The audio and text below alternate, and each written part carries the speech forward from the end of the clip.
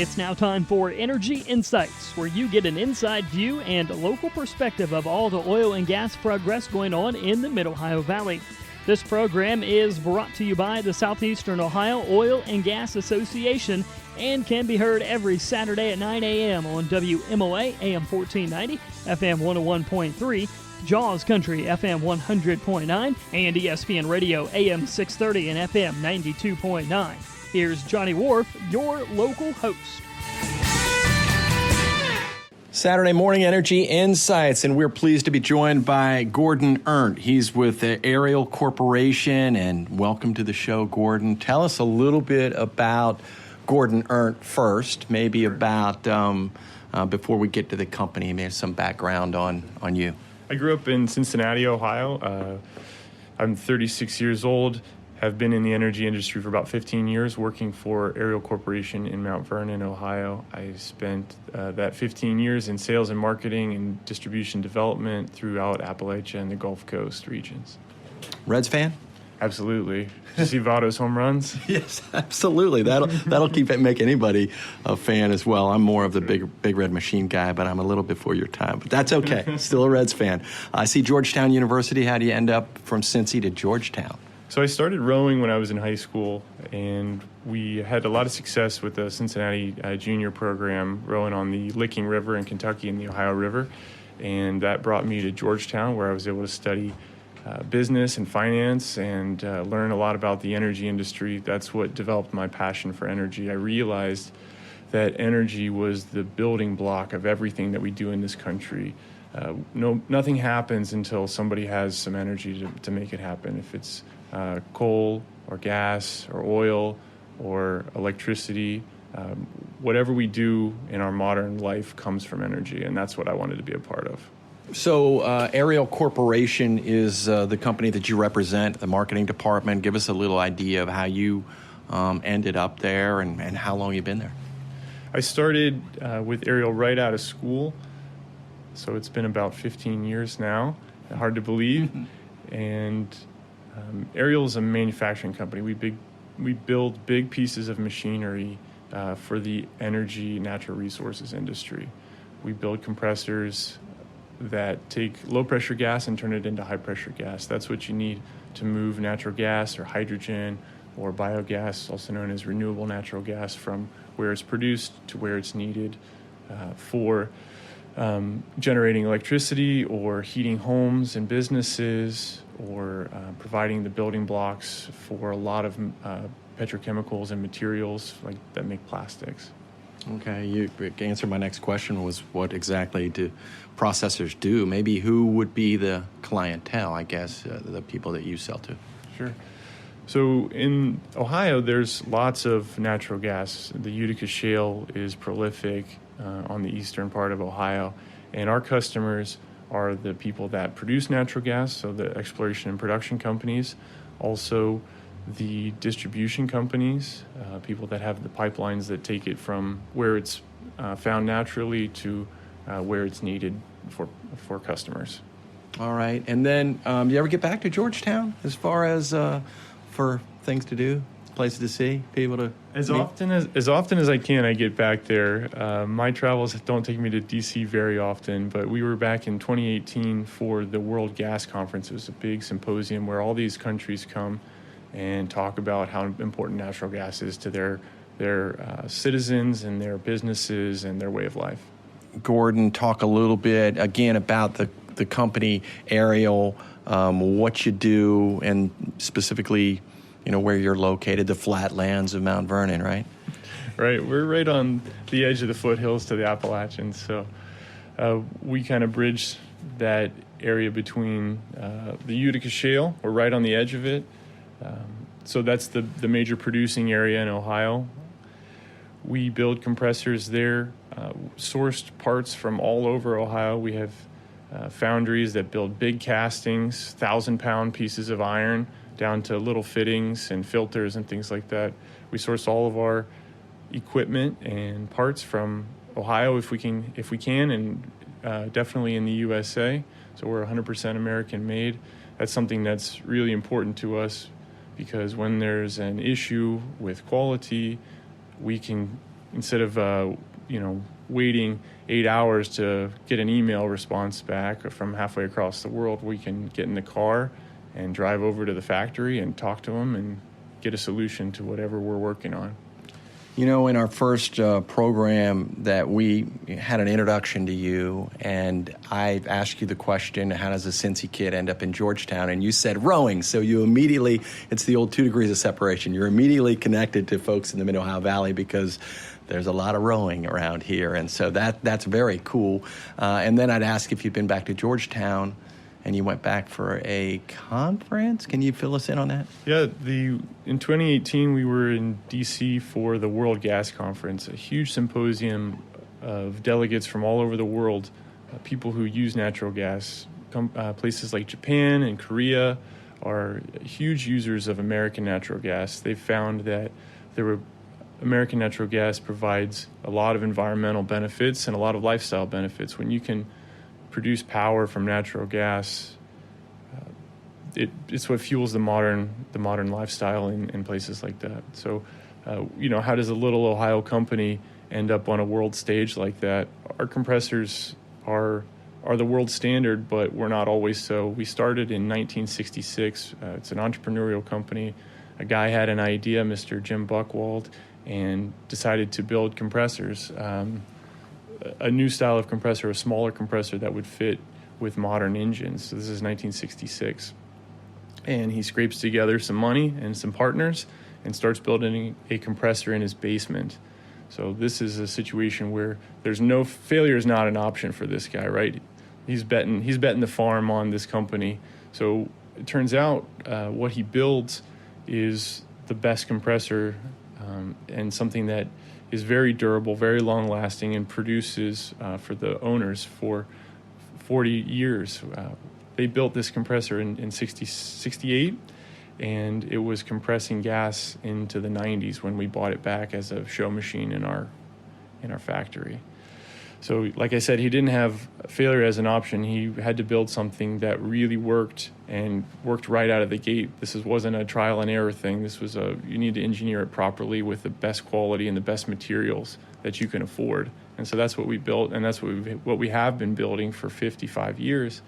And that's how we've become an international company, a world standard company, is by doing it right, building the best compressor we can, constantly making it better, and then also taking care of it once it's out in the field. We expect our compressors to work for 30 or 40 or 50 years, so you better get it right the first time, and you better know how to take care of it. And then we also train our customers on how to operate our machinery.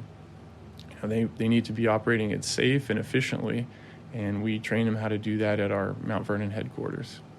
All right. Now, I know that he lived it, but I think Mr. Buchwald would love to hear your version of the story because that's pretty darn good. And I would tell the young folks out there, I was thinking of my kids, every dream starts with there was this guy, right? And this guy had an idea, and then it turns into the World Summit on Energy in Georgetown. But that's good stuff. We thank you for your time. How quick does 5 minutes go on the radio? It's pretty quick. Right. It's been fun. Thank you. Yeah. Ariel Corporation.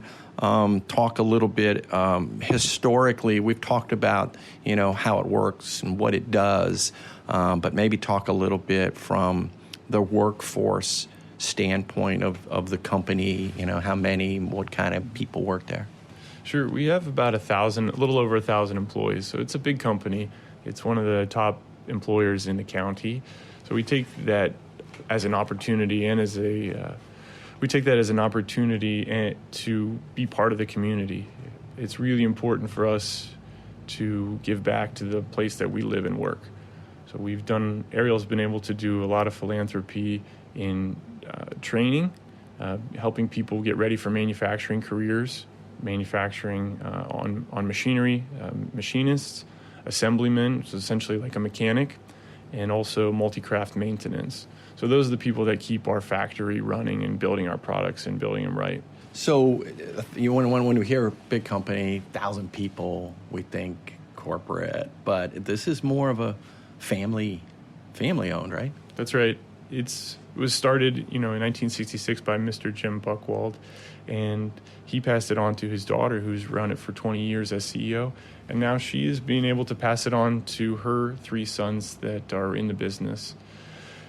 Those sons, the Wright brothers, are running operations and sales and R&D. And that's what happens when you sit around the kitchen table at night and listen to about compressors, right? That's right. They're in, when you start out after college, you're only 22 or 23, but these guys had 10 years of experience already. They, grew up around the business. They have heard the stories.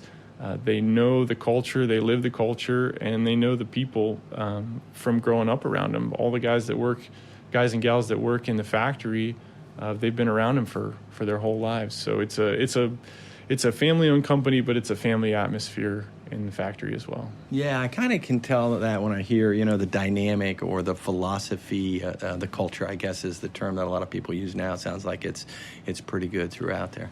It's great.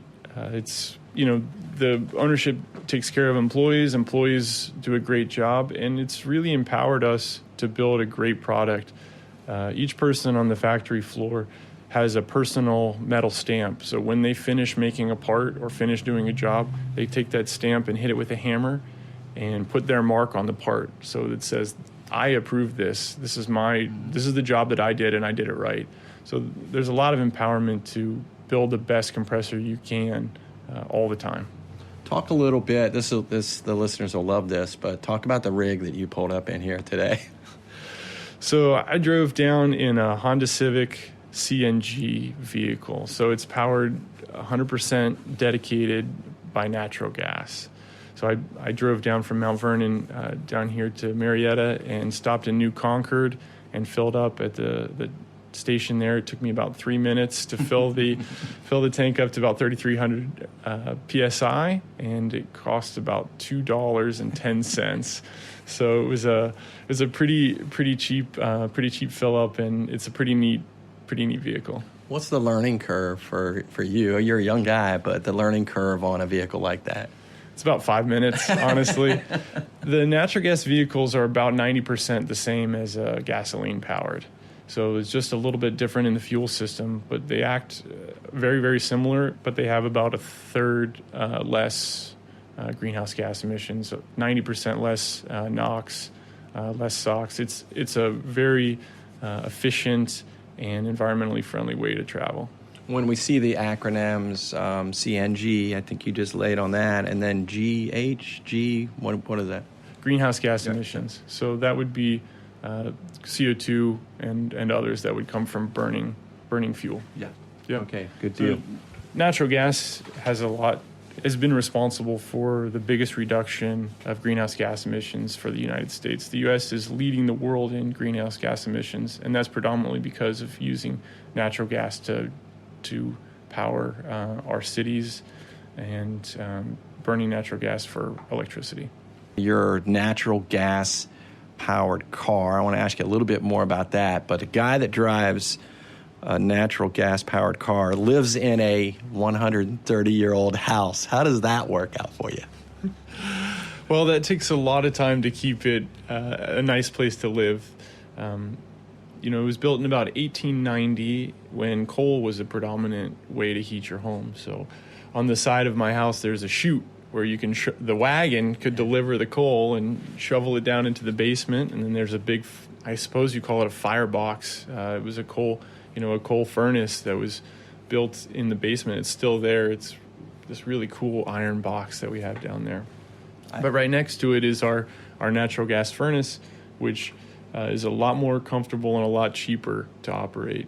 Natural gas in the U.S. over the past decade is extremely affordable and extremely reliable, as well as being very prolific. In Ohio, we're using natural gas that's produced in Ohio. It comes out of the Utica Shale. And so about 100 miles from where I live is the source of the natural gas. So I'm buying local when I power my home with natural gas, or heat my home with natural gas, rather. I hope you get an opportunity. I don't know if you've been here to Marietta much, but you get an opportunity to drive around here, and when you see some of those old homes in this town, many are a product of the oil and gas industry. And I think folks probably feel a lot like you do about going in. It's a lot of work, but there is a certain feeling when you stand, or when you finish that one project, right? And then you stand inside something that was a part of something bigger. Mount Vernon has been a part of the oil and gas industry since the inception. It's always been a town where they've built oil and gas equipment. So it's something that we're proud of, and proud to produce local equipment that gets used locally, that produces natural gas for our neighbors and friends.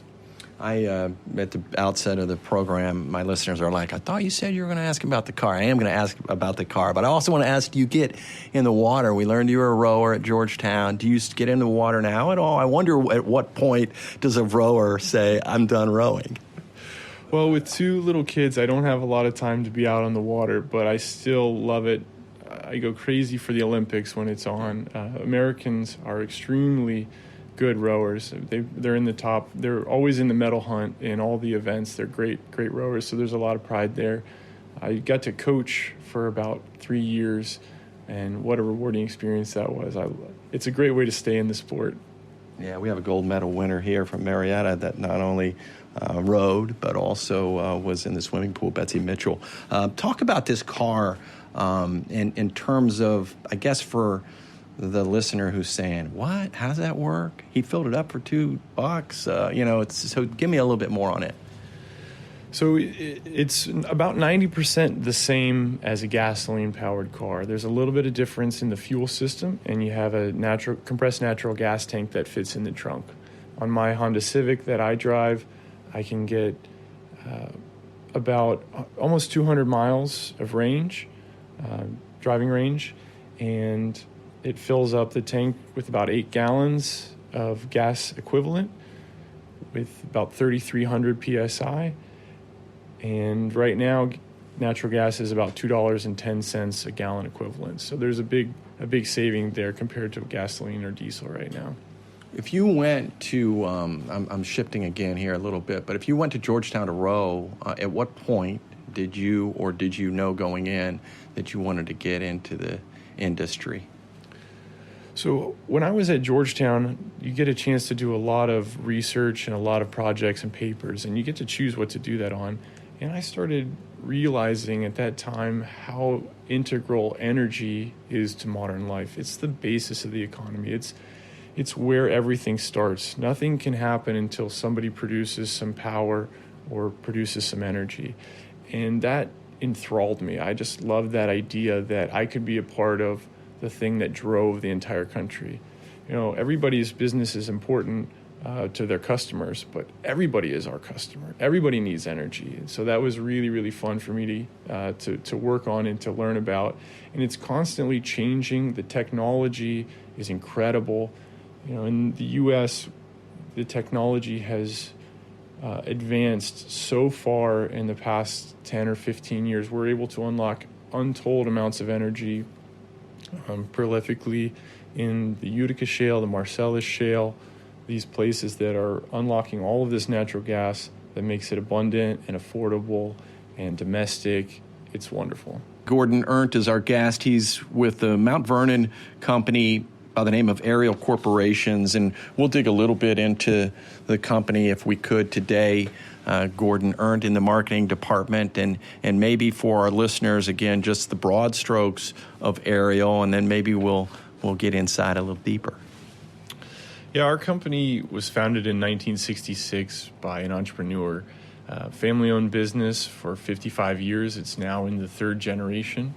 We're a manufacturing company. We build heavy machinery for the natural resources industry, for the energy industry.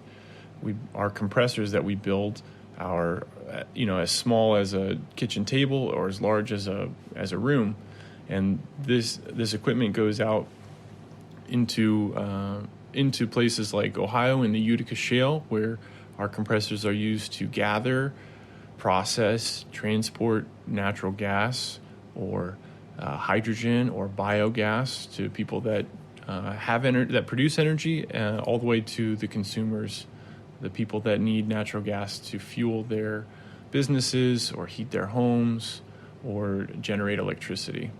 All right, so you hit a lot of big words there, but I'm going to just jump back to the Utica one, and I'm going to say, for our listeners, you're a young guy, 30-year-old guy, and you've been in the business for 15 years. So talk about where you were in the process when the Utica came into the picture, and then the CE, or just what you have to learn going forward, just in the 15 years that you've been there. Sure, it's changed a lot. The technology is really, really impressive. It's been really fun to see. We take a compressor that was started in 1966, but we've put 55 years of innovation into it. And the companies that we're selling to are on the same path. They're taking, they're using digital tools. They're using anything that they can to transform their business to make it safer, more efficient, and easier to produce the energy that we all need. Okay, so speaking of safer and more efficient, we had talked on a couple of occasions about the vehicle, or as I called it, the rig that you pulled up in, and that is a natural gas-powered vehicle. Efficient, it makes sense it would be, but talk about safe. Some people think of it like Fred Flintstone, running a little bit alongside to get it moving, but I imagine that this has progressed considerably, right? It has. Natural gas vehicles are, like you said, efficient. There's a little bit of horsepower that you give up, a little bit of torque that you give up compared to gasoline or diesel, but you can get along at highway speeds. I have no issues driving my Civic that I have at my house. We also have a Civic at the company that we use for customers and trips. And then we've also built 6 tractor trailers. We use those tractor trailers to pick up parts. Whoa, I didn't see that. I didn't see this coming. So you got the big dogs, natural gas powered, like a fleet? Yes, we do.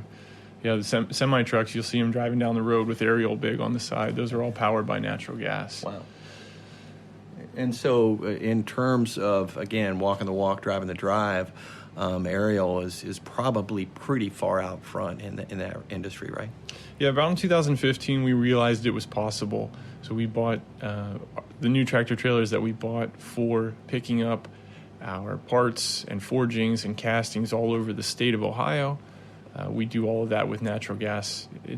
We've found that it's easier and cheaper to maintain those trucks because natural gas burns cleaner than diesel does. There's no, DEF, diesel exhaust fluid. There's none of that, and it also provides a cleaner burn with less emissions. So there's less nitrous oxide, less CO2, about 30% less than a standard diesel tractor trailer, and it's been able to help us lower our environmental footprint by about 300 tons of CO2 over those years. Energy Insights on a Saturday morning, and a chance to learn about some companies in this particular one in the state of Ohio. Mount Vernon Aerial Corporation is the name of it. Gordon Erndt is in the marketing department there, and we've had a chance to talk to him a little bit. And I wanted to discuss if we're going to blow out this, what has happened, certainly in our area, from the natural gas standpoint and the demand for it here, and if we go out and say you're within a day's drive of all these places in North America to get here, can you reduce it down to our state or tri-state, if we're looking at West Virginia, Pennsylvania, Ohio, and talk about access in terms of what you do? So Ohio is extremely fortunate to be over the Utica Shale, which is a prolific natural gas resource. There's decades and decades of natural gas in Ohio that Ohioans can use. So here we have these energy companies who are putting together exploration and production resources to produce the gas. You need compressors to take that low-pressure gas and turn it into high-pressure gas. Those compressors that we build in Ohio, about 100 miles from here, are built with parts that are sourced all over the state. So places like, in Cleveland or in Dayton, or even in, the Ohio River Valley here, we're driving our CNG tractor trailers all over the state to pick up parts and castings and forgings, these big 1,000-pound castings. So we're helping businesses all over the state produce our product. And once that compressor is built, the gas can flow through it, and the gas can flow to a electric power plant that's using natural gas to create electricity, and that's going to provide power to all the people around here. We're also going to be delivering natural gas, through the pipes to your home to fuel your furnace or to fuel your cook stove. We're also doing that for businesses all over the state. So all of this takes a lot of manpower too. All the exploration, production, all of the distribution, and all of the manufacturing that goes into it means that we're creating jobs all over the state, as well as providing training for all these folks that need to operate this machinery in a safe and efficient and reliable way. Man, that is amazing. We sometimes think of a company and the people that they employ, and in your case, if it's 1,000, but then once you spread that out to, where you're going or where your guys are going on any given day, it spreads the wealth pretty good, right? That's right. In Ohio, the economy is based on energy. Anytime somebody wants to turn on the lights, heat or cool a building, it all comes from energy. And we all get to buy local on our energy because the natural gas is coming from here, the oil is coming from here. And when you pick up your cell phone or you use any type of plastic, that's all coming from natural gas, and that's being produced right around you in a safe and reliable way, and that's powering all of our modern lives. It's really no different than if you need a loaf of bread, you go probably to the closest grocery store to get it, right? We're talking about the same thing. That's right. Right here in Southeastern Ohio, we're in the Utica Shale, which is extremely prolific. There's so much natural gas here. We're able to build our lives and our businesses on top of that energy. We have a natural gas resource that's incredibly abundant. It's very stable from a cost standpoint, so it's very easy to build a business on natural gas because your power costs and your fuel costs are going to be very consistent, so what's going to happen. From a marketing standpoint of the business or the industry, what's been the toughest thing for you to try to do, when you think about getting the word out? That really is the toughest thing, is getting the word out. Yeah. People don't realize how much they rely on energy until it's not there. Right. And we don't really have that problem in Ohio. The natural gas that we have is incredibly abundant, so we're never without it. We always have it. So you take it for granted, or you don't realize how important it is. So that's what we're doing here is talking to people to help understand what natural gas does for their daily life. We're all extremely fortunate and blessed to have this resource that we can all share the prosperity of.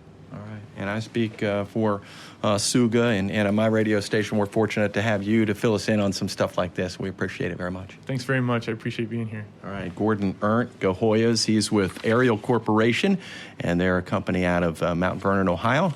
And this program brought to you each Saturday morning by the Southeastern Ohio Oil and Gas Association. Thank you for listening to Energy Insights, brought to you by the Southeastern Ohio Oil and Gas Association.